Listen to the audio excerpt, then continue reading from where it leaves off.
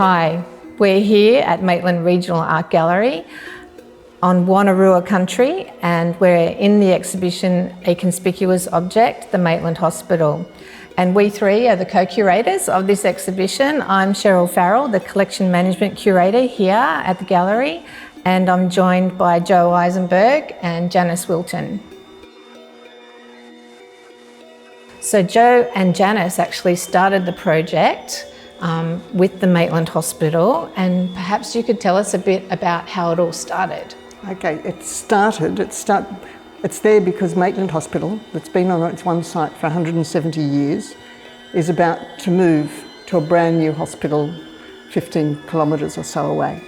And New South Wales Health Infrastructure, Hunter New England Local Health District and Maitland City Council decided they needed to do something to capture the memories, the stories, the objects, the sense of place of that hospital, and to transfer it in different ways into the new hospital and to tell stories about it.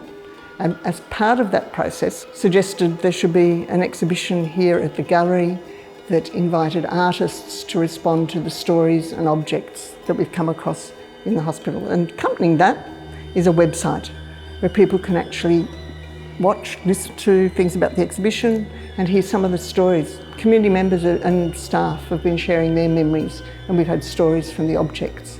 And then it's the artists. I think for me, as an historian, perhaps the most exciting part of this project is what I'm sitting amongst now, which is the artworks in the exhibition and the way a variety of artists have responded not just aesthetically and creatively to what the hospital has to tell us, but actually the depth with which they've done that, the feeling, the emotion, the attachment to the place, to the stories, to the object.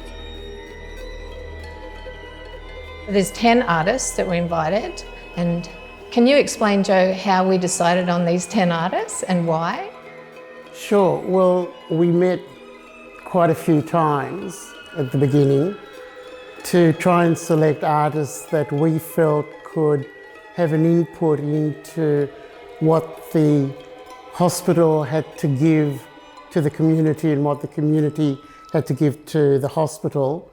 So in the end, we finished up with 10 artists, and each one brought his or her own input into the exhibition. So we have an artist such as Peter Doherty, who paints primarily buildings, and that was perfect so that he could capture parts of the building and the whole buildings and little bits of the building. And when you look at it hung there, he's managed to capture it through his style. And with Cheryl's hanging, you get a wonderful feeling of the way the hospital really is through 11 odd paintings. Then you get somebody like G.W. Bott, who captures the landscape.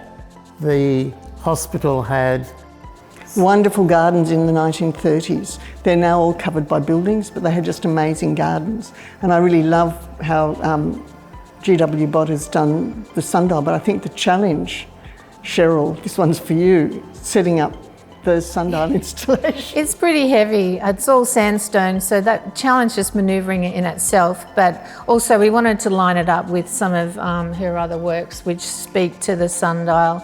And you know, she has her visual language called glyphs, and she really is using her glyphs here in the garden and the veranda. So the veranda is from one of the older buildings, isn't it? Yes, yeah, and she has that idea of someone looking out on the garden and there's a tree of life, and her work is full of symbolism, and I think that's sort of fairly powerful in what she does, that it's got those sort of extra layers to it. And if I go to Linda Greedy's work, where she's done all these portraits of sharp, nasty looking old medical equipment, she actually then sees them also symbolising the people that work together in a hospital to make a hospital work. And then we've got Peter Poulet, who has actually brought the old with the new, because he has his huge painting at the new hospital, and the work that we have here is one of the studies for that huge wall painting. He actually spoke to community and listened to their stories and painted as they were telling the stories, and then all those stories he's fragmented into his own abstract world and it's a huge painting at the new hospital. And the other thing about it is the way people, even what's here in the exhibition, are triggering memories. So we have people who are remembering seeing either them using the rocking horse or somewhere in their family. And so there's this really lovely mixing of the artist's responses, but also then the objects and the stories and the history, and that's sort of what's exciting about it, I think. And when you talk about mixing, what about Anita Johnson's? This is an artist who makes things out of found objects, and she came to the hospital a couple of times and collected items that were there. So there was some printing blocks from, we believe, from the Maitland Mercury, which she has included in one of her items, and she's created from walking sticks and sound and smell, and it's all very conceptual, and you have to live in it, you have to breathe in it.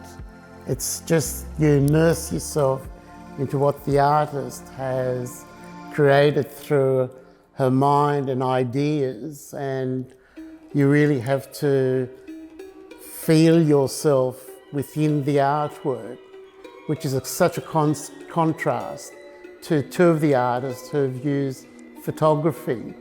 At the back of the gallery, where you have a photographer who's taken photographs, Catherine Nielsen, who was hired by the hospital to document the hospital, to photograph the old hospital during its last year of operation. She got stalled by COVID, but she's been doing all these amazing photographs of the people, the place, and then the details that tell stories about the hospital.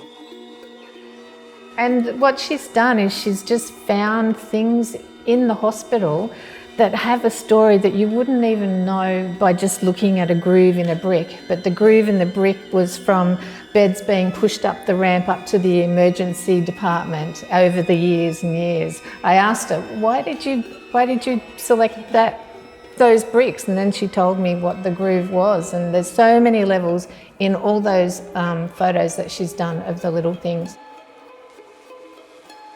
And finally, Oliver Harlan, who's done a videoscape, which I can't explain how he's done it. 3D, he's 3D'd. He's Parallaxing animation. parallaxing, and where he's made still images into 3D And he's used some of light. Catherine's, but also some really old images as well. Yeah.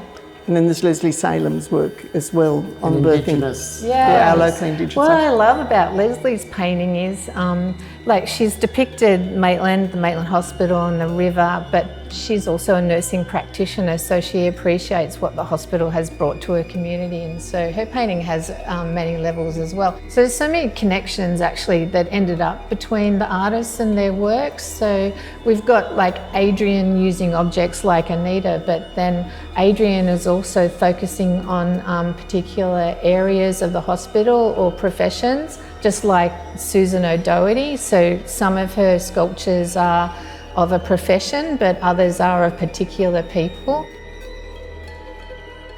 So we'd love for you to come and see the exhibition here at Maitland Regional Art Gallery, but if you can't make it, why don't you go onto the Conspicuous Object website, and you can hear a lot more about the exhibition, the stories, the artists, and then you can go down the rabbit hole of the history of the old Maitland Hospital.